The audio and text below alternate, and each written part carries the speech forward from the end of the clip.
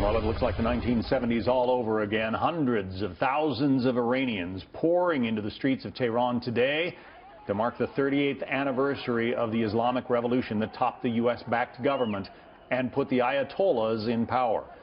Iranian President Hassan Rouhani addressing the crowd, issuing a veiled warning to President Trump. Amy Kellogg joins us live from Milan, Italy. Amy.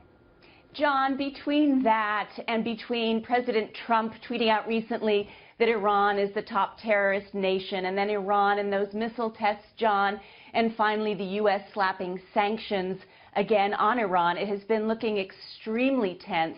But that said, there are some Iranians who are observing the situation closely, saying that they don't believe that we are headed for any imminent confrontation with Iran. They say that actually the two countries have a lot of shared interest between having, John, a common enemy in ISIS and Iran having this trillion-dollar untapped market.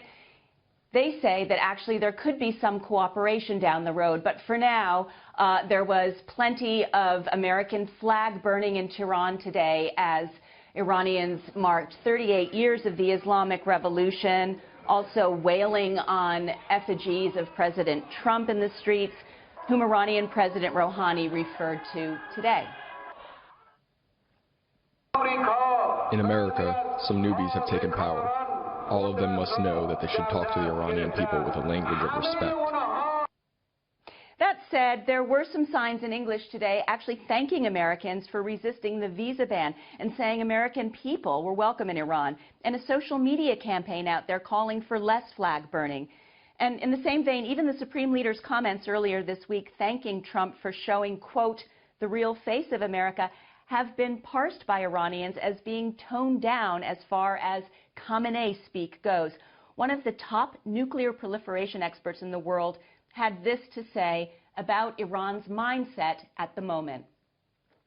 I've talked with Iranians who say that there's a debate in the inner circles in Iran about how to respond to Trump. And one way of responding is, as one told me, to take the high road and to stop these chants of death to America, which would be an unusual response to the Trump administration's firm call on Iran to watch itself.